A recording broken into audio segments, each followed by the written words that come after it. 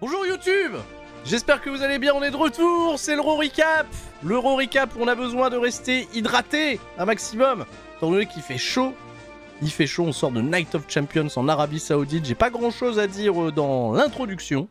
Alors, nous allons nous diriger vers le résumé de cet épisode de Monday Night Raw qui s'est tenu dans la nuit du lundi 30 juin au 1er juillet 2025. Ce week-end, vous êtes nombreux à me poser encore la question. Est-ce que je serai bien le 5 juillet à Lille, au Casino Barrière, pour le show BZW? Les jeux sont faits. La réponse est oui. Le retour de Baron Corbin en France, désormais Bishop Taylor, la moitié des champions par équipe de MLW.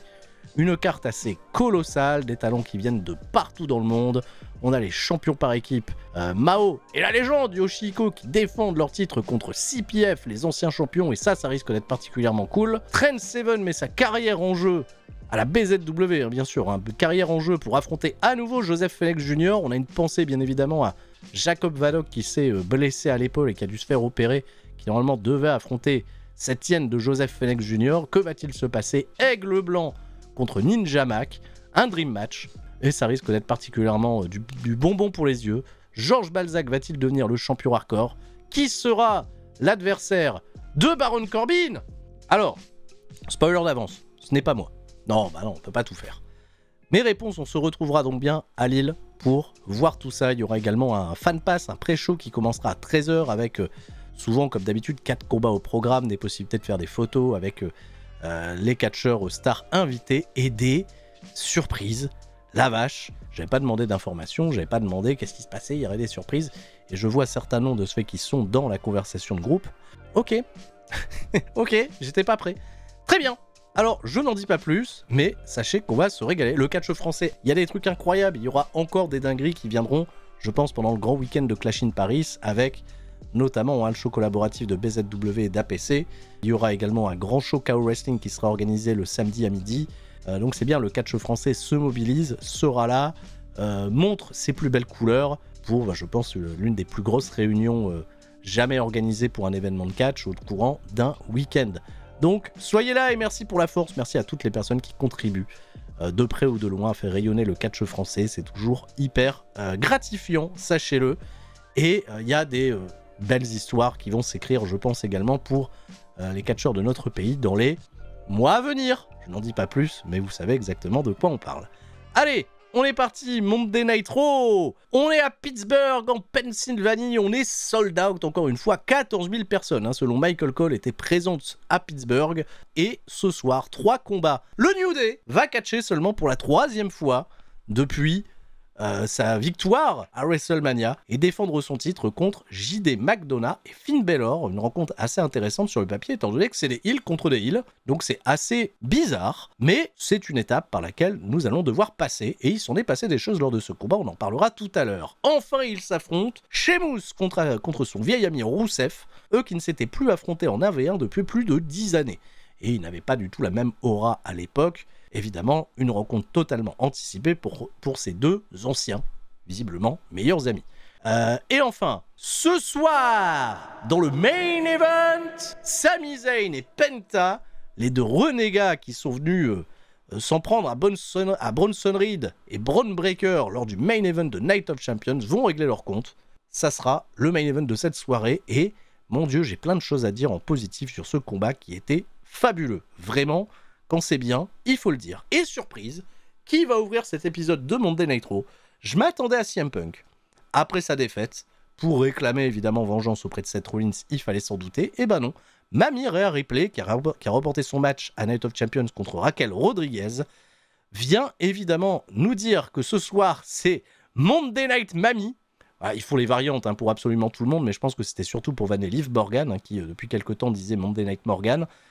Mamie vient nous dire qu'elle est prête à passer à l'étape supérieure, et cette étape, c'est bien évidemment d'aller reconquérir l'or lors d'une certaine Io Sky, qui n'est pas restée sur le chef depuis WrestleMania. Elle a catché quelques fois, notamment dans des programmes par équipe avec cette très chère Rhea Ripley. Il y a eu également un sweat match contre Stephanie Vaquer au lendemain de sa victoire à WrestleMania, mais jamais elle n'a défendu son titre, et c'est vrai que c'est un peu triste de ne pas voir Io Sky défendre son titre. Alors Io Sky, elle ne va pas se faire prier, elle sait qu'on parle d'elle.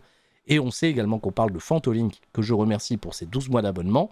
Elle nous a dit ma mise en top et de ce fait, Io Sky vient l'interrompre et Io Sky fait son arrivée sous une belle acclamation de la part du public. On va voir Io Sky dans un programme, elle qui devait probablement partir face à Liv Morgan qui s'est malheureusement blessée.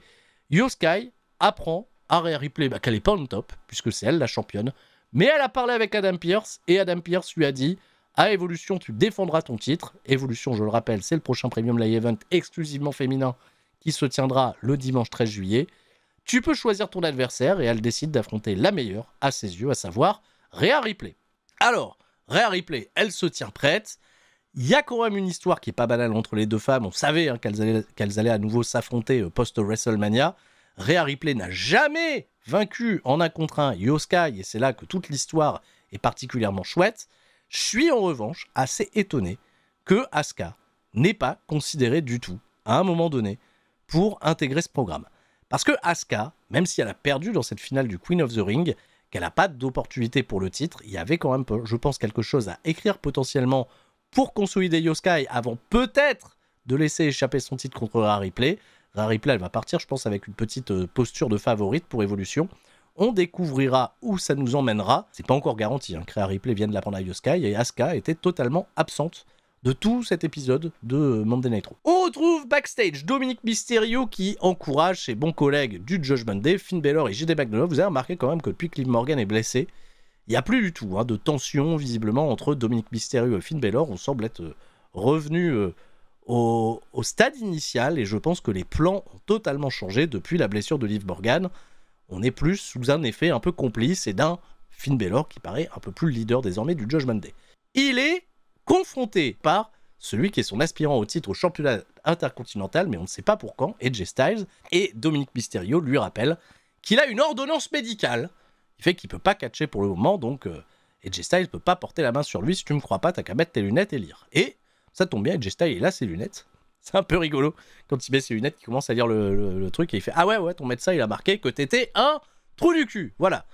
Et donc Dominic Mysterio, il est pas content, il fait « Tu peux pas me toucher quoi qu'il en soit, donc on en restera là. » Avec AJ Styles, il devra attendre que Dominic Mysterio aille mieux. Mais on ne sait pas pour quand. On est parti, premier match de la soirée, c'est déjà ce match pour les championnats par équipe avec la défense du New Day contre Finn Balor et JD McDonagh. Belle introduction, on met vraiment le protocole au maximum, c'est Alicia Taylor qui fait les présentations. Jusqu'à présent, on en reparlera tout à l'heure, mais le règne du New Day est pas des plus fascinants qui soient. Il y a un manque de compétition globalement autour de cette division par équipe. Les War Raiders sont désormais aux abonnés absents. Austin Theory et Grayson Waller, on en reparlera plus tard, mais le split est en train de s'amorcer. Il reste le Judgment Day. Bon, ok, soit, qui a, oui c'est vrai, en effet, en accomplissement récent, vaincu les War Raiders au terme d'un match où il y avait eu pas mal d'interventions. Finn Balor, très étonnamment, va avoir un soutien naturel de la part du public et le Judgment Day va jouer dans ce match la carte des babyface. C'était assez surprenant de voir à quel point ça s'est créé, je trouve, de manière très très organique. Après, ils ont un style de catch qui favorise un petit peu plus cette implication du public parce qu'ils sont plus explosifs que le New Day, un petit peu plus aérien. Le New Day, alors attention, surtout Xavier Woods, il est peut-être dans la shape de sa vie, mais c'est pas le Xavier Woods le plus fascinant à voir évoluer en ce moment. Kofi Kingston, il a toujours ses petites routines habituelles, il a toujours ses petits mouvements, mais le Kofi Kingston arrogant, je suis pas des plus convaincus. Par contre, oui, c'est un terrain hyper facile pour Finn Balor et JD McDonagh de briller, d'avoir des bons comebacks, mais ça tourne surtout autour de Finn Balor qui va avoir un gros hot tag et qui va résister en fin de match à des tentatives d'assaut incroyables. Il a été construit très très fort. Il va résister au Big Ending assisté, l'ancienne manœuvre par équipe qui terminait les combats du côté du New Day, dégagement contre 2-2. Il va même résister à un coup de ceinture porté dans le dos de l'arbitre de la part de Xavier Woods. Il est emballé dans un roll-up et là encore il se dégage contre 2-2. JD McDonagh, il revient de nulle part pour aller porter un Spanish Fly sur Xavier Woods sur la 3ème corde. Il s'est un peu foiré, il devait prendre appui sur le dos de Kofi Kingston, atterrir tout de suite sur la 3ème corde, mais le mouvement était un peu ambitieux. Malheureusement, il arrivera en 2 temps à le faire, mais le Spanish Fly est magnifique. Et derrière, le Judgment Day va réussir à capitaliser avec un moonsault de JD McDonagh, enchaîné d'un double full stomp de la part de Finn Balor. Il y a eu un très très bon suspense, j'ai trouvé, créé sur la fin de combat, et un public vraiment impliqué à 100% derrière le Judgment Day. Aussi étonnant que ça soit, étant donné que le Judgment Day, quand même, depuis des années, campe des positions de heel, et victoire de ce fait du Judgment Day, qui sont les nouveaux champions par équipe au terme d'un match de 12 minutes 23, surprenant, agréablement surpris de la qualité de ce combat et de la décision de faire gagner le Judgment Day, même si ça écrira quelque chose d'assez logique derrière avec tout le Judgment Day décoré de ceinture, sauf Carlito évidemment, puisqu'il a été viré, il aura plus que la ceinture de son pantalon. De ce fait, est-ce qu'on peut parler du règne du New Day qui n'a pas été incroyable? On retrouvera quelqu'un qui parlera du New Day un petit peu plus tard dans cette émission. Il y aura toujours des trucs à faire. Et je le disais, le Judgment Day, tout le monde a des ceintures, puisqu'on apprendra un petit peu plus tard que les titres par équipe resteront du côté du Judgment Day, comme on le pressentait avec Raquel et Roxanne Perez en tant que nouveau duo de championnes. Et ça célèbre vraiment Finn Balor, Dominic Mysterio, grosse complicité. Très bien. On nous remonte des images de Lyra Valkyria et Bayley qui se prennent la tête la semaine dernière après le combat où Bayley n'a pas réussi à prendre le championnat intercontinental à Becky Lynch à cause de cette même Lyra Valkyria. Ça a surtout été bien provoqué par une Becky Lynch qui est totalement absente pour cette édition. On retrouve Jackie Redmond qui interviewe Bayley. Bayley, l'objectif est toujours le même, d'aller chercher le championnat intercontinental, même s'il y a une Lyra Valkyria qui se met un petit peu dans ses pattes et elle comprend pas trop ce qui se passe. Et Lyra Valkyria, elle entend la conversation loin. Alors là, pour te plaindre de moi en interview, ça tu sais le faire, mais répondre à mes SMS, tu le fais pas.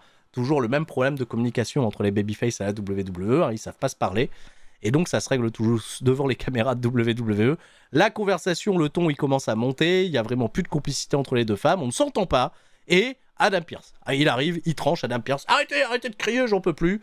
Bah vous deux, là, toutes les deux, là, ce soir, dans le ring, 1v1, et celle qui gagne devient aspirante au titre de Becky Lynch. Tout le monde est satisfait, on retrouve Lyra Valkyria contre Bayley, c'est souvent bien Lyra contre Bayley dans le ring un peu plus tard. Dans un instant, Sheamus affrontera Rusev et Sheamus reçoit les encouragements d'Akira Tozawa, de Maxine Dupri, de Tatinati, 2 semaines de suite, elle a pas de chapeau.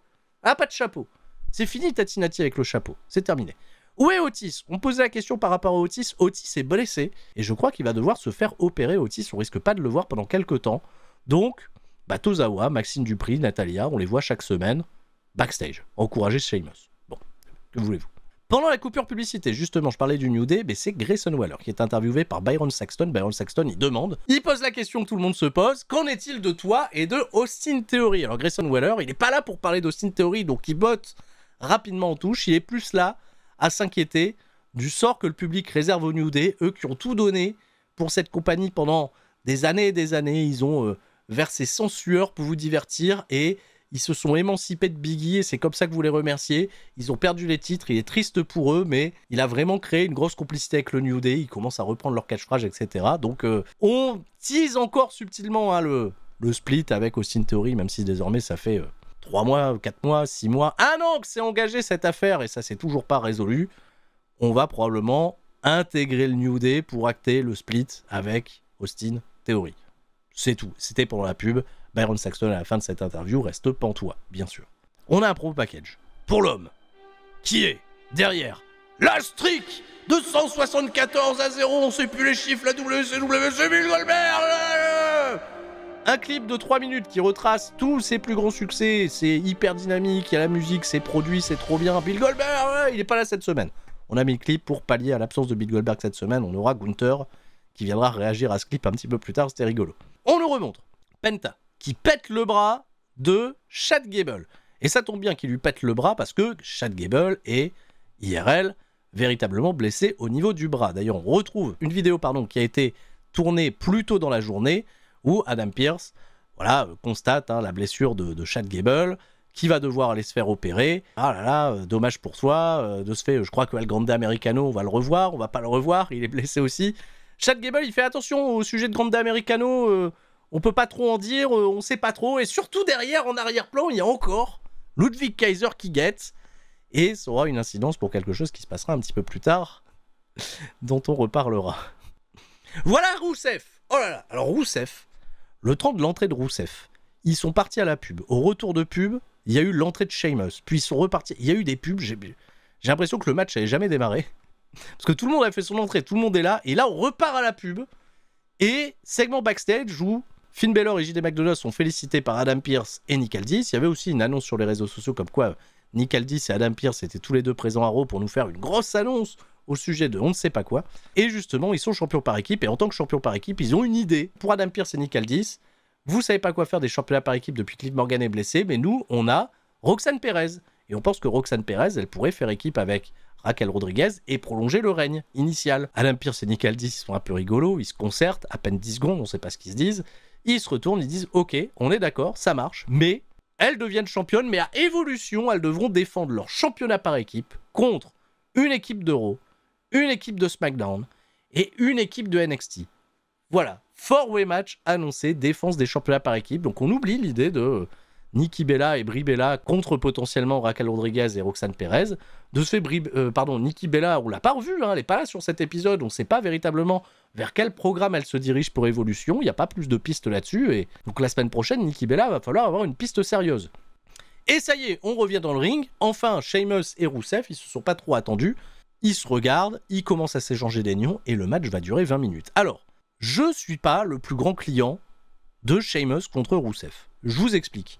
C'est une bonne bagarre. C'est exactement ce qu'on attend d'une bagarre entre Sheamus et Rusev. Ça se fait des grands bourre-pifs. Mais le format en fait télé de WWE fait qu'on a 2 coupures pub pendant le match. Et ces 2 coupures pub, elles viennent totalement péter le rythme. Dans l'écriture du match, ils ont pris quand même pas mal de temps pour souffler, etc. Les faire catcher 20 minutes l'un contre l'autre dans un match qui se veut aussi éprouvant physiquement avec des gros nions, des grands coups, des grands trucs qu'on s'encaisse, etc. Ça leur a joué un petit peu défaut sur le rythme et l'énergie du match. Par contre, le final est très très chouette. Sheamus, il arrive à faire des comebacks, il arrive à sortir de la collade, il arrive à basculer à l'extérieur du ring où il va mettre un gros brogue kick dans la face de Miro qui va se relever. J'ai oublié de le dire, Rusev est très beau. Hein. Il est toujours très beau. Qui va réussir à réintégrer le ring avant le compte de 10. Et ils vont se bagarrer sur les prendre. Et c'est là que Miro va prendre l'avantage de manière crade. Il va mettre un doigt dans l'œil à Sheamus, que l'arbitre gueule pas véritablement, puis il va retirer la protection du coin de ring. Alors pas le coin-coin, juste le coin-coin, pas le coin-coin. Il va retirer la protection qui assure le tendeur pour le ring. Et il va tirer Sheamus qui va s'écraser la carotide au niveau de ce tendeur dénudé, et de ce fait ça va faire basculer le match en faveur de Rusev qui va lui porter un Mashka kick, et 1, 2, 3, Rusev vient de battre Sheamus, pas de la plus belle des manières, et vient poser au-dessus de sa carcasse pour le provoquer. Je trouve que la bonne personne a gagné, le petit fait de match à la fin était très intelligent, très très smart, peut-être un peu long. Nick Aldis et Adam Pearce, c'est le moment de nous faire leur grosse annonce, et leur grosse annonce concerne Evolution bien évidemment.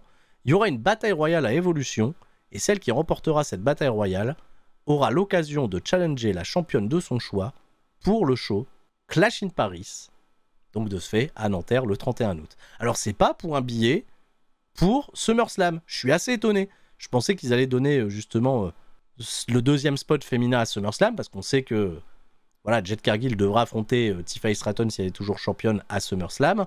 Que fera Rhea Ripley ou Io Sky? Apparemment, ça se dirige vraiment vers Clash in Paris. Il y aura peut-être pas de défense du championnat World Women lors de SummerSlam, ce qui est assez étonnant. On en reparlera tout à l'heure parce qu'il y a un autre indice qui va dans ce sens. On repart backstage, on apprend que Ivy Nile, au micro de Jackie Redmond, elle participera à cette bataille royale, qu'elle a des ambitions, tout va très bien.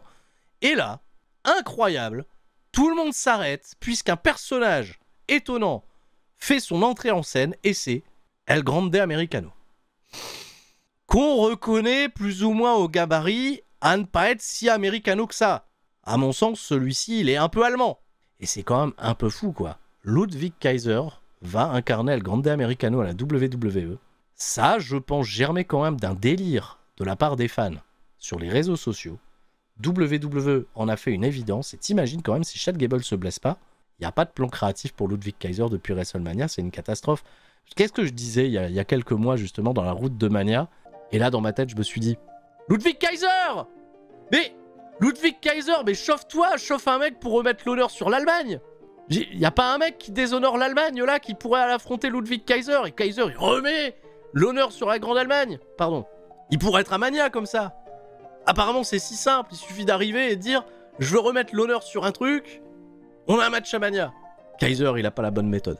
Rey Mysterio, poignée de main. Adam Pearce, pas dur à convaincre. Ah ouais, peut-être. El Grande Germanico, on ne sait pas. Je sais pas si je dois rire de ce programme ou pas. J'ai presque envie de dire pauvre Ludwig Kaiser. En fait, c'est je pense, la curiosité accident de voiture. Où est-ce qu'ils vont aller avec ce programme? Tout le monde est choc-barre. Bien. Jackie Redmond. Bon, malgré tout ça, elle perd pas le nord. Elle aperçoit au loin un autre catcheur qu'elle s'empresse d'aller interviewer. Et cet autre catcheur, c'est Sami Zayn. Sami Zayn, qui a gagné son match à Night of Champions, il a battu Karrion Kross. Ce soir, il est dans le main event avec Braun Breaker et Bronson Reed. Et on sait pas plus parce qu'il se fait tout de suite attaquer Sami Zayn par Karrion Kross qui récupère sa hit, qui vient faire passer un gros message à Sami Zayn. Il le blesse avec une barre en métal dans les côtes. Il y a tout le service de sécurité qui arrive. Karrion Kross, il est content de son assaut. On le reverra pas. Il est passé aux actes. Cette fois-ci, il n'a pas beaucoup parlé. Mais Sami Zayn va-t-il être en capacité de pouvoir catcher lors du main event? C'est un gros assaut quand même. C'est pas banal. Pendant la coupure publicitaire, Byron Saxton reçoit en interview Stephanie Vaquer, qui elle aussi, on l'a plus vu trop en action ces quelques dernières semaines du côté de Monday Night Raw.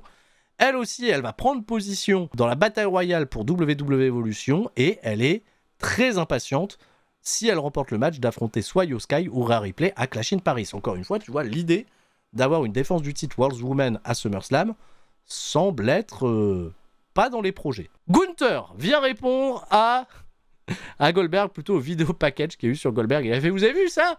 En 3 minutes, là, on a vu tous les grands moments de Goldberg. Et bah 3 minutes, ça sera le temps qu'il me faudra pour exposer au monde entier que Goldberg, si vous lui chantez he still got it, je vais vous montrer qu'il l'a jamais eu en fait, le hit. Il a jamais eu le truc.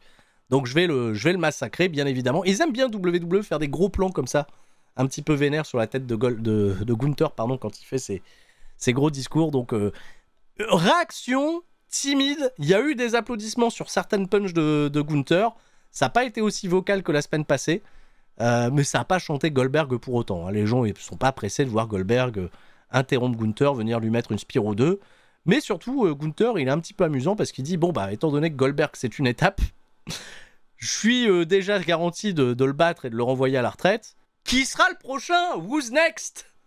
Qui jouerait après Goldberg. Il est déjà en train de se projeter et c'est une passe décisive incroyable pour faire arriver le détenteur du Money in the Bank, Seth Rollins, qui va venir au ring accompagné par Paul Heyman.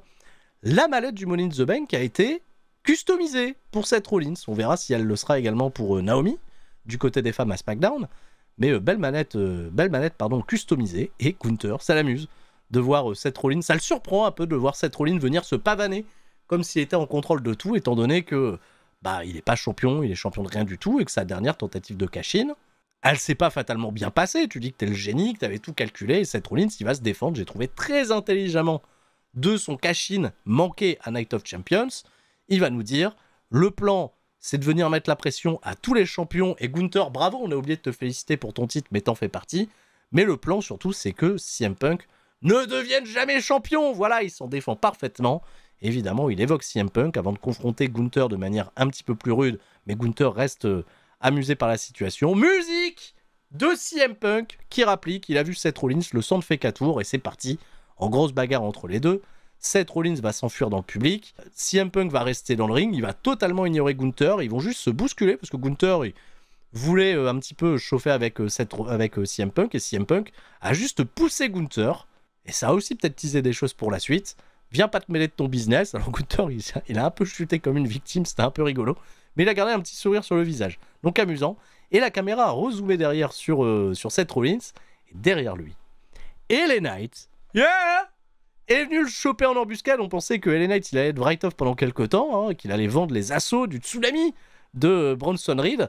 Et bah pas du tout. LA Knight, il rapplique déjà pour mettre une grosse vitesse à Seth Rollins, grosse bagarre dans le public, dans les couloirs de l'arène de Pittsburgh. Seth Rollins parvient à s'enfuir et on apprendra un petit peu plus tard qu'il y a un combat planifié pour LA Knight contre Seth Rollins lors de Saturday Night's Main Event. Voilà. C'est officiel. Roxanne Perez est donc la nouvelle championne par équipe et Finn Balor officie également son arrivée dans le Judgment Day. Et ça fait pas forcément plaisir à Raquel Rodriguez. Finn Balor, il essaye de la rassurer. Attends, t'as beaucoup travaillé, on a négocié ça pour que tu gardes ton titre. Roxanne, elle saura t'épauler sur le truc, elle a quand même un pédigré, on essaye de la mettre en avant. Et on sait pas trop, je sais pas ce que Liv Morgan va en penser. Elle est pas là, Liv Morgan, elle serait contente. Et justement, Roxanne Perez, elle dit, Liv Morgan, elle serait probablement contente que j'élimine dans la bataille royale à Evolution Kairi Sane, qui a blessé Liv Morgan, par exemple. Donc, allez, Raquel Rodriguez, elle tourne un petit peu son nez, mais elle accepte, elle valide l'arrivée de Roxanne Perez dans le clan. JD McDonough, il est pour. Dominique Mysterio, on le laisse pas trop réfléchir. Ça, ils essayent un petit peu d'embrouiller. Non, mais vas-y, dis que t'es content. Allez, ok, je suis content. Et Finn Balor, pour lui, c'est le plus beau jour de sa vie. Tous les membres du Judgment Day sont officiellement champions de quelque chose. Sauf Liv Morgan qui est blessé et Carlito qui n'est plus là. Dans un instant, ah putain, le drame de la soirée. Hein. Bayley contre Lyra Valkyria. Avant ça, on a un petit promo package hein, pour justement nous hyper Kairi Sane. Bon, ils hype un petit peu sa participation à la bataille royale, bien sûr. Alors, Lyra Valkyria avait son entrée, et là, c'est un combat qui va durer 10 minutes, que j'ai trouvé exceptionnel pour ma part le finish, on va en parler, qui s'est quand même passé dans un silence de cathédrale. Pittsburgh, visiblement, n'aime pas le catch technique.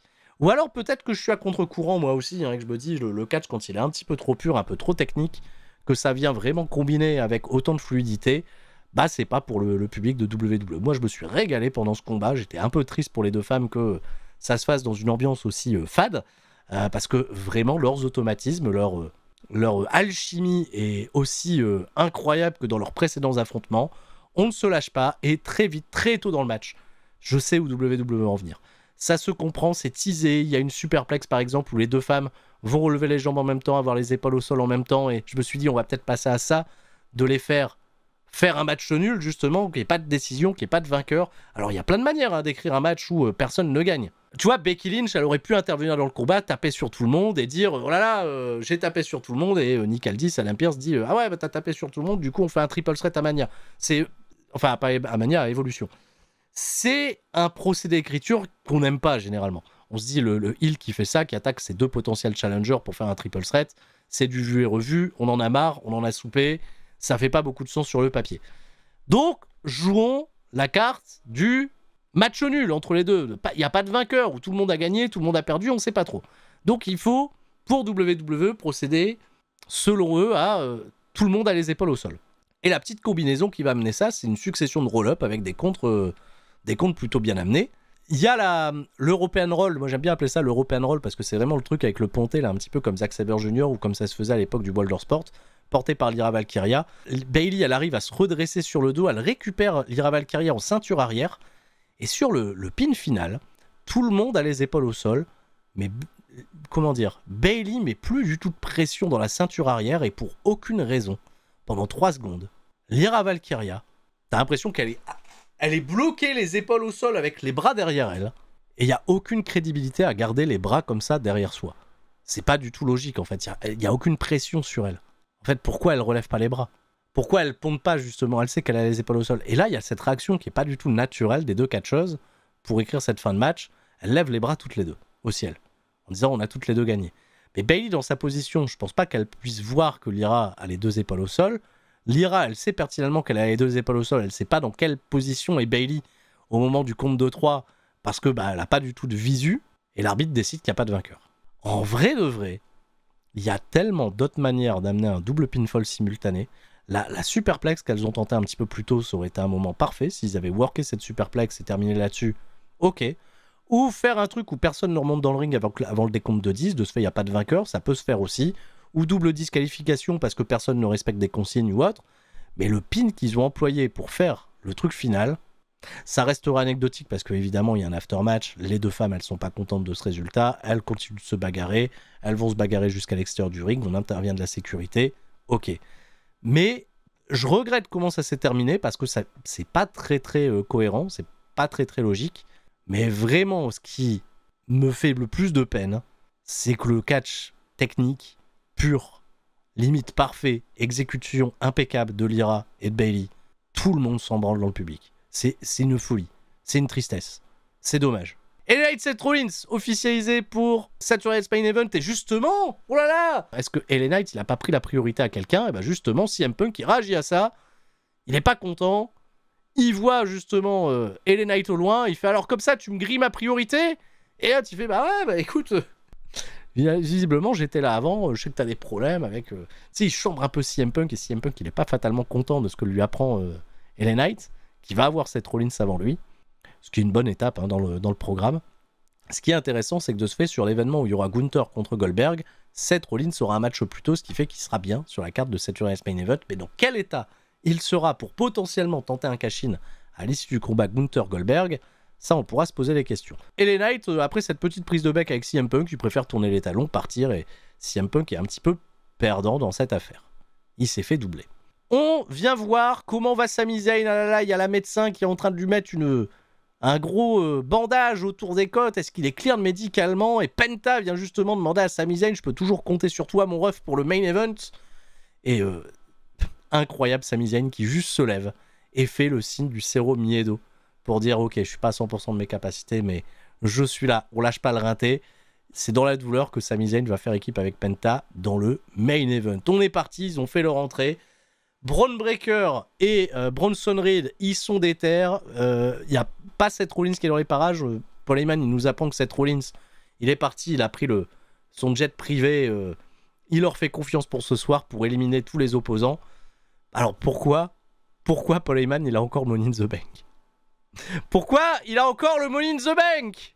Il paraît qu'il y a un plan B. Il paraît que Seth Rollins, il a un plan B. On verra bien le fameux plan B, hein, ça annonce jamais des bonnes choses. Alors est-ce que c'est pour ce soir le plan B? Bah là, le plan B, c'est juste un excellent match de catch. Hein. Et là, les amis, on va être clair et net. Hein. Mon Dieu, Monday Nitro, je sais que c'est peut-être pas le match qui sera le mieux noté sur les sites où ça note des combats, mais qu'est-ce que j'ai adoré ce Penta Sami Zayn contre Bronson Reed et Bron Breakker, qui eux, déjà en équipe, en imposent de ouf. Mais en face, c'est vraiment les babyface qui ont du cœur et un Sami Zayn qui a été construit vraiment avec énormément de cœur. La première séquence qui donne l'avantage aux babyface avant la première coupure, c'est un double rope flip fantastique et les gens sont hyper réactifs. Alors là, ça n'a rien à voir avec tout à l'heure Lyra Valkyria contre Bayley. Hein. Pittsburgh, ils se sont réveillés comme Jaja. Bien sûr, on va exploiter la blessure de Sami Zayn. Et Sami Zayn, comme Jey Uso, c'est un catcheur qui meurt tellement bien. Il est hyper généreux. À chaque fois, il se tord de douleur. On n'en peut plus. Et dès qu'il y a un comeback, tout le stade est avec lui. Il réussit son hyper bon hot tag. Penta derrière, il déroule un truc incroyable. J'ai oublié de le dire, mais Sami Zayn, il a rendu aussi un petit hommage à Sabu. Un moonsault vers l'extérieur du ring, et ça c'était plutôt très très chouette. Il y a des plans sur Paul Heyman qui est totalement en PLS, il pense que ça n'a pas fonctionné. Penta, il a des bons assauts. Il se fait cependant surprendre par l'incroyable athlétisme de Bron Breakker, combiné à un Bronson Reed hyper impactant. Il y a une powerbomb derrière pour un compte de 2, mais on passe jamais très très loin de vivre les derniers instants du combat. Puis vraiment, la finalité, quand Sami Zayn il prend le dernier hot tag, vu que lui il est hyper généreux, il vient faire les saves en dernière minute. Sami Zayn, il va à un moment donné tenter une souplesse arrière, une brainbuster là sur Bronson Reed. Tout le monde lui dit c'est peine perdue, Sami. Il arrive à porter sa souplesse arrière. La réaction du public pour cette souplesse arrière est hallucinante. Le plan de caméra derrière sur Sami Zayn qui hurle de douleur, mais il est capable d'aller très très loin. Il est prêt à tout. Il voit pas Bron Breakker et il oublie que Bron Breakker, surtout, c'est lui le mec légal dans le match à ce moment-là. Gigantesque spear, voilà, plié en deux. 1, 2, 3, on n'en parle plus. Victoire de Bron Breakker et de Bronson Reed. Derrière, Penta vient au chevet de son ami et quand il se retourne, eh ben, Bron Breakker le cueille également avec une gigantesque spear. On veut faire subir à Sami Zayn le même sort que LA Knight il y a quelques semaines. On est prêt à lui porter un gigantesque tsunami. Et là, Stone Cold Steve Austin en 99. Et bah ouais, Jey Uso, pardon, 99 ou en 99 quand il vient dans le match entre Mankind et 4 janvier 99 très exactement. Jey Uso, il a une pop du siècle. Jey Uso qui vient faire le save pour Sami Zayn. Qu'est-ce qui se passe? Il arrive, il met des coups de chaise à tout le monde, il fait fuir Bronson Reed, Bron Breakker. Finalement, le plan B de Seth Rollins, on n'en verra jamais la couleur. C'est une nouvelle lutte pour Jey Uso, hein, qui est plus positionné en tant que champion. C'est la lutte pour l'amitié, c'est la lutte de la grande opposition contre la grande force dominante de Seth Rollins, de Breakker et Bronson Reed. C'est sur ces images qu'on va terminer cet épisode de Monday Night Raw. C'est des images qu'on a déjà vues. On a déjà vu les babyface avec CM Punk notamment, qui arrivent à repousser le clan Rollins, Reed et Breakker. C'est un peu une redite, mais il y a un Sami Zayn vraiment qui me fascine dans son catch, dans les émotions qu'il véhicule, et il va être probablement porté par le pouvoir de l'amitié. C'est ça qui est encore très très beau. C'est tout pour cet épisode de Monday Night Raw. J'ai passé un assez bon moment globalement. CM Punk, c'était sobre et efficace. J'ai trouvé la petite intervention avec Seth Rollins très ok. Et rendez-vous le 5 juillet à Lille, bien évidemment. Casino Barrière, BZW, les jeux sont faits. Et les jeux risquent d'être excellents. Venez avec un petit peu d'avance. Hein. Pensez qu'il y a le Tour de France dans la ville de Lille le jour même. Je rappelle que les accès, généralement, pour arriver du côté de l'Île-Europe, puisque le Casino Barrière est pas loin de l'Île-Europe, sont souvent bien accessibles, bien déblayés. C'est pas les routes qui vont être barrées pour l'avenue du Tour de France. Donc là-dessus, venez toujours avec un petit peu d'avance. Faites attention, il devrait quand même y avoir un petit peu de circulation. Bah c'était bien, Monday Night Raw. C'était pas mal. Voilà. Bah je m'arrête là, YouTube. Hein. Restez fort. Hydratez-vous parce que il fait chaud, hein, mon Dieu. Oh là là. Ciao, bye bye. Et la semaine prochaine, on est de retour.